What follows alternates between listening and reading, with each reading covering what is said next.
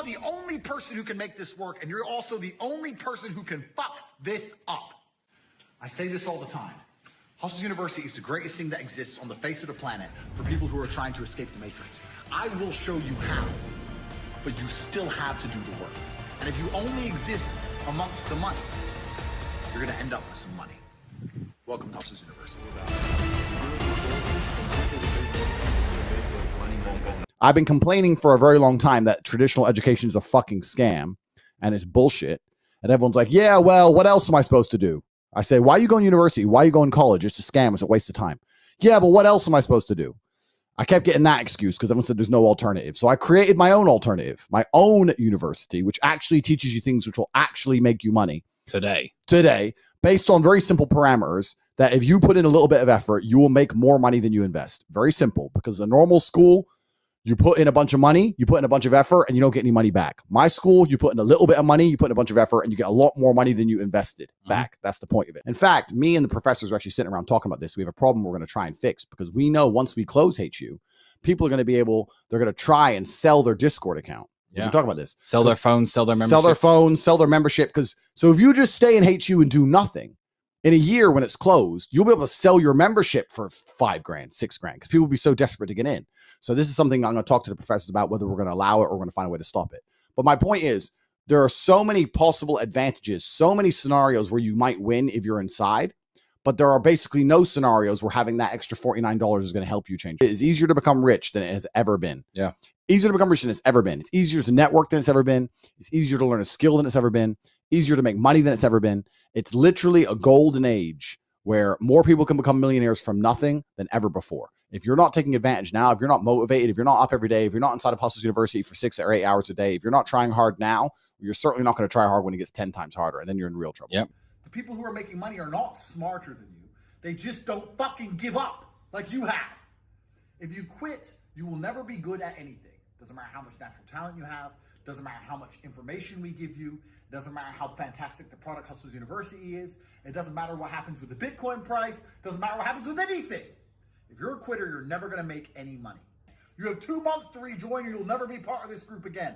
And when you hear about Hustlers University in 5 years from now, with 1 million students, affecting markets, making people into fucking billionaires, you're going to sit there and go, I was part of it once. And people go, you're part of Hustlers University. What happened? Oh, well, I quit because it was hard, and then Tate banned me. 2 months, and the timer starts today. Do you still think it's possible to succeed in HU even if you have other responsibilities like a day job? Yeah. It's very easy if you want it. Yeah. You have all the time in the world if you want it. Sleep less, no video games, don't waste time, don't fucking watch Netflix, cut the crap, go in HU.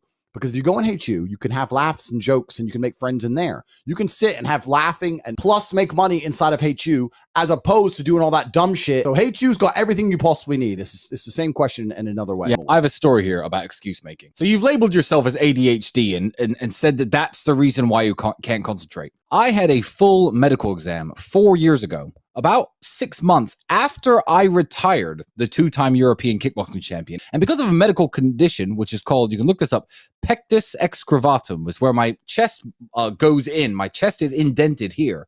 I only have 85 or 90% of the cardiac output that most people have. So my heart doesn't pump 100% of the blood it should around my body. Now, imagine somebody had told me that when I was 11 or 12 years old and I was a weak-minded individual. I would have got tired in my first kickboxing session. I lost my first fight. I really did lose I lost my first 2 fights, ladies and gentlemen.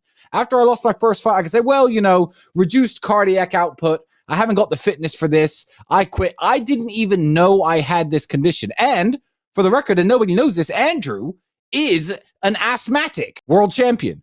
So don't label yourself as ADHD. I feel like these labels are enabling you to make excuses. Correct. I didn't know about my slight medical condition until after my career had finished, and I used to whoop everyone's ass because I was fitter and stronger than them. Don't let ADHD be an excuse.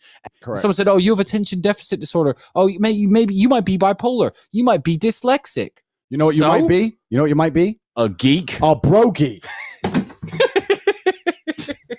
Don't end up like him. Yeah, he's got ADHD. He's got ADHD. He had no arms. To be fair, he's got no head now, so he's actually got an excuse for being broke. Yeah. If you had no head and you were broke, I'd give you that one. Attention detached head disorder. Exactly. Don't end up like the brokies. Right. So, Mr. Brokey, yeah, you don't want to be like a Brokey. You know. So, if you want things very, very quickly, you're a product of the modern world, that's fine. Everything that is valuable is going to take some time to build. Yes. If you are so impatient, you cannot stand to do the work until you make the money. If you're digging for gold and you know the gold is there and you know your shovel works and you've started digging, and after 2 scoops, you can't be bothered to do the rest of it because it isn't happening fast enough, then goodbye. I was once on a reality TV show. Do you remember that? I was 22 and a half years old. And now people are finding that reality TV show because I've blown up on the internet and people are watching it back.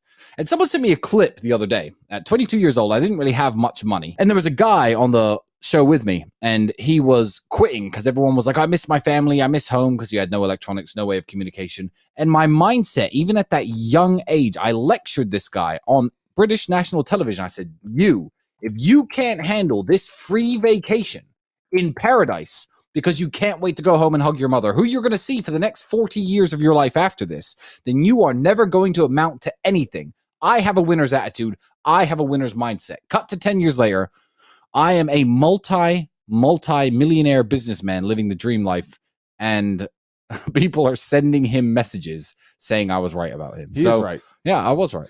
Life is only up. You're either growing and improving or you're dying. There's no such thing as staying still. That is a fundamental flaw in most people's thinking. The universe doesn't work that way. Even things that are technically still, this table, this bottles of water, whatever, the molecules are constantly moving. If you look at anything close enough, things are constantly moving. The second things stop, they die. I started making a lot of money, and I wanted to make sure I always had enough money. So the only answer I could come up with is to make more money. Explain a little bit what you mean by that. What do you mean by top G?